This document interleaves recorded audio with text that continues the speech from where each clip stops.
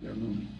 And ultimately, it's going to come down to spending restraint and reductions. I mean, one of the challenges with this stimulus law, and it speaks to the economic problems we're facing, is that the stimulus law, when you have $862 billion, there is an expectation that this money is going to be built into the baseline of future budgets. What do I mean by that? I mean that, so when we increase funding for a given program, now the budget line is at the stimulus level. I think we have to go back to increased stimulus level. We have to do that in a lot of these areas, because that is fundamentally the problem. The baseline has been raised so high, and now we have to find a way to trim that back. I mean, we're seeing it now. I mean, with the stimulus, for example. I mean, largely it was a stimulus to state government. One could argue a bailout to state governments. I mean, tomorrow we're going back to Washington to use one-time federal money for education and Medicaid, basically just to fill a budget hole. In a year, we'll be in the same place. I mean, so you cannot use one-time, non-recurring revenue to pay for recurring expenditure, which is what is going to keep this, which is what's occurring here. So I think we have to really rein this in. We have to rein in spending. We're going to have to grow the economy. And I said, I mentioned Europe earlier, and we all watched what happened in Greece. Now, I'm not saying that we're going down the road of Greece, but we should all pay attention to what's happening in Greece. We should really pay attention.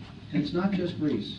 They're using the term, that Portugal, Ireland, Italy, Spain, Greece, and those countries they've reached a point, but particularly Greece, and what's happening there, because they have failed to deal with their unrestrained government expenditures and entitlements, because they failed to deal with it, their creditors are now dealing with it, and you see the consequences. The riots, and it's a forced form of austerity that's been imposed upon them, and you never want your creditors to put you in that position. So if they don't deal, they have to deal with it. Other creditors will. Sorry, you've been waiting so patiently. Sorry. Yeah, hi, Richard Kahn.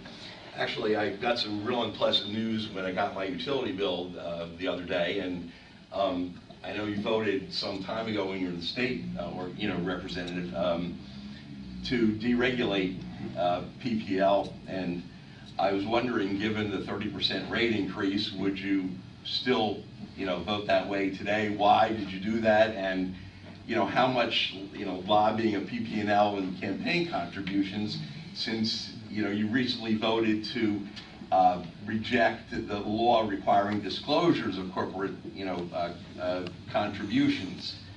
Let's start with the disclosure, and we'll come back to the electric competition choice. The issue of disclosure, I certainly support disclosure for candidates, always have. The Disclose Act that was passed by the U.S. House was introduced by Representative Chris Van Hollen, head of the Democratic Campaign Committee, and by Chuck Schumer, former head of the Senate Democratic Campaign Committee. They are responding to a Supreme Court decision. What they did essentially is they said that certain organizations will not be subject to disclosure requirements. How about unions, for example? They kept them out of it. How about large organizations? If you had more than, well, they changed the numbers around, but if you had more than 1 million members and you operated in all the states, they put an exclusion in there for the Sierra Club, the AARP, and the NRA. They're too big to disclose. They're too big to be regulated. That's what they did. So in other words, they gave special rights and disclosure to large organizations that are powerful. But some group of individuals who may be upset, say, about the health care law, and they say, you know what, I want to go out there and I want to raise money and I want to put up ads to influence elections. That person, a smaller group, or that organization, will be regulated and with added disclosure requirements. But the big guys, who've been around a long time, are exempted. Why is the First Amendment? I didn't realize the First Amendment was negotiable with respect to an organization based on its size. That's what happened here. I mean, it's a sham. The disclosure law that they put forward is a sham. And really what they're simply trying to do is silence people who may disagree with the policies of the current administration. That's all they're doing. They don't want people to speak up. And they're afraid that somebody's going to spend money, and We'll go back to, let's go to Fox and